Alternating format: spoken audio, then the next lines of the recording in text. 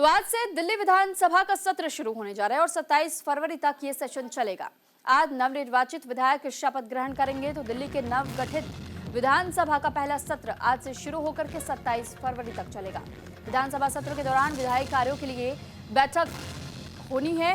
कल और आज जिस तरह बैठकें हुई थी, यहाँ तक कि कल और 27 फरवरी को निर्धारित की गई है कुछ और भी बैठकें। आज सभी नवनिर्वाचित विधायक शपथ ग्रहण करेंगे।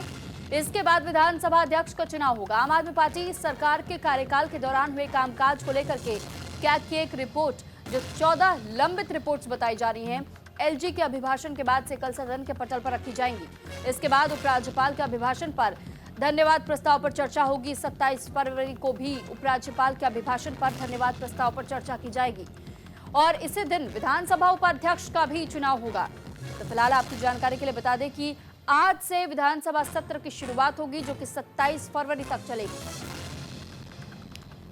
तो 24 फरवरी से लेकर 27 फरवरी तक दिल्ली विधानसभा का सत्र होना है। हालांकि इस विधानसभा के सत्र में सबसे पहले तमाम नवनिर्वाचित विधायकों को शपथ ग्रहण करवाया जाएगा और उसके बाद प्रोटेम स्पीकर, क्योंकि ये शपथ दिलवाएंगे, और उसके बाद चुनाव होगा स्पीकर का।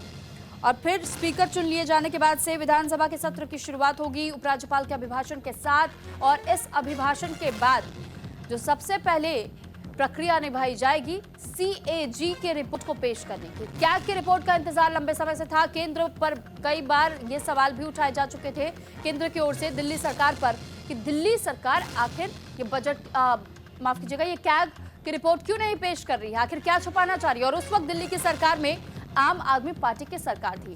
हालांकि 27 सालों के बाद बीजेपी की एंट्री हुई और अब पार्टी बदल चुकी है, सरकार बदल चुकी है दिल्ली में। और यही कारण है कि सरकार बदलने के साथ ही वादा किया गया था मैनिफेस्टो में भी कि जब हमारी सरकार आएगी तो भ्रष्टाचार पर से कई पर्दे उठेंगे और सिलसिलेवार तरीके से उन कैग रिपोर्ट्स को भी पेश किया जाएगा जो अब तक लंबित है। और इस पर ज्यादा जानकारी के साथ आनंद हमारे साथ जुड़े हुए हैं। आनंद, सबसे पहले तो यही समझना चाहेंगे कि विधानसभा सत्र की शुरुआत होने जा रही है, इसके लिए मुद्दे क्या कुछ रहने वाले हैं इस बार के विधानसभा में?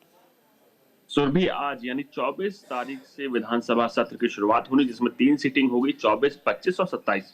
आज की अगर बात किया 24 तारीख की, तो आज जो तमाम नवनिर्वाचित विधायक हैं उनको शपथ दिलाई जाएगी। और अब से कुछ देर बाद यानी अरविंदर सिंह लवली, जो कि सीनियर विधायकों में से एक हैं, वो खुद एलजी आवास जाएंगे, जहां शपथ लेंगे प्रोटेम स्पीकर की, और उसके बाद सीधे तौर पर सदन में आएंगे। जो नए विधायक हैं, नवनिर्वाचित विधायक, उनको शपथ दिलाएंगे। पहली जो शपथ होगी वो मुख्यमंत्री की होगी और उनके बाद मंत्रिमंडल के साथ बाकी विधायकों की शपथ ग्रहण शुरू होगा। सीधे तौर पर आज का जो जिक्र करें, आज जो तमाम नवनिर्वाचित विधायक हैं उनका शपथ ग्रहण को ही लेकर पूरा दिन रिजर्व रखा गया। और उससे पहले, शपथ ग्रहण से पहले, खुद मुख्यमंत्री रेखा गुप्ता झंडे वाले मंदिर जाएंगी, जहां पूजा अर्चना करेंगे और उसके बाद सदन में आएंगे। तो आज के अगर दिन की बात की तो आज का दिन रिजर्व रखा गया शपथ ग्रहण के लिए। कल की अगर बात की 25 तारीख वो दिन होगा जब कहीं ना कहीं माना जा रहा है, बहुत इंपॉर्टेंट होगा कि सीएजी की जो रिपोर्ट है वो टेबल की जाएगी, जिसके चलते कहीं ना कहीं सियासत तेज होगी। और यही कारण है कि इसको लेकर आप देखिए, आम आदमी पार्टी कल से ही लगातार इसको लेकर विरोध जता रही। कुछ देर में संजय सिंह, जो कि राज्यसभा सांसद हैं, वो भी प्रेस कॉन्फ्रेंस करने वाले हैं। उनके साथ एमसीडी से लेकर तमाम बाकी जो मेयर हैं, वो भी मेयर, डिप्टी मेयर भी साथ लेकर साथ में प्रेस कॉन्फ्रेंस करेंगे। तो कहीं ना कहीं माना जा रहा है कि आने वाले सत्र में दिल्ली की सियासत में का माहौल जो होगा पूरी तरह से गर्म होगा, क्योंकि 2017 की बाद से अभी तक सीएजी की एक भी रिपोर्ट टेबल विधानसभा में नहीं की गई है।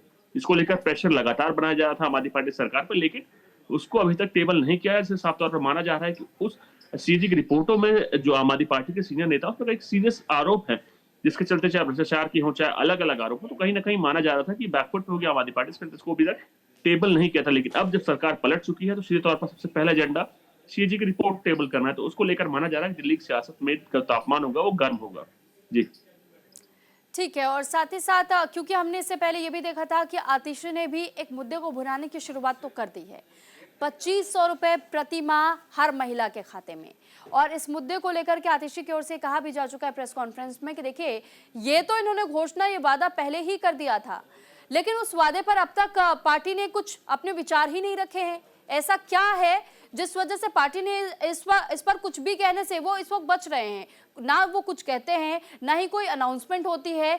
तो आखिर ये माजरा समझने की कोशिश आम आदमी पार्टी अब करना चाह रही है, क्योंकि अब वो ऑपोजिशन में है।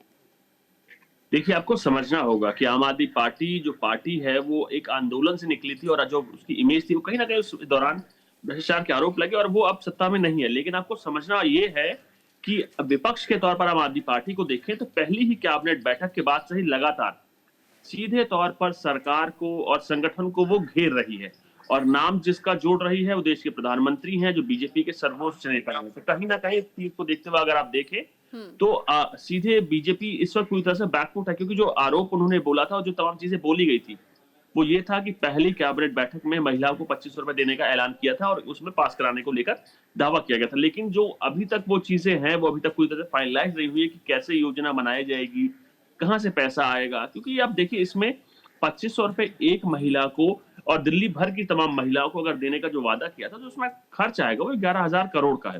कोई छोटा मोटा खर्च नहीं है जिसको सरकार को ये देखना है कि इसके लेकर फंड कहाँ से आएगा क्योंकि घोषणा पहले कर दी गई थी। अब जब इम्प्लीमेंट की बारी है तो उसके लिए बड़ा चीजें साफ तौर पर ये होगा कि फंड कहाँ से आएगा क्योंकि 11,000 करोड़ छोटा मोटा फंड नहीं है। तो उसको लेकर अब तमाम इम्प्लीमेंटेशन का दौर जारी है कि कहाँ से फंड लाया जाएगा, कौन सी योजना होगी जिसको उसमें योजना का पैसा कम करके इसमें दिया जाएगा।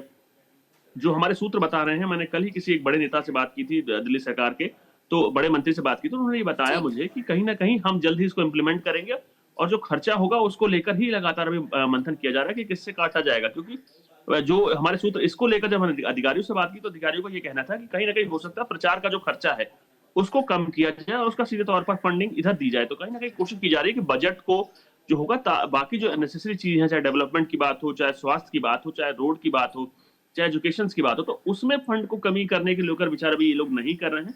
तो प्रचार का फंड कम होगा जो सीधे तौर पर इधर की तरफ आएगा और जल्द ही इसकी घोषणा की जाएगी, कौन सी स्कीम होगी, कैसे ये दिया जाएगा, कैसे रजिस्ट्रेशन होगा और कैसे तमाम डिटेल्स ली जाएंगी। जी ठीक है आनंद, चलिए बहुत धन्यवाद आपका हमें समझाने के लिए।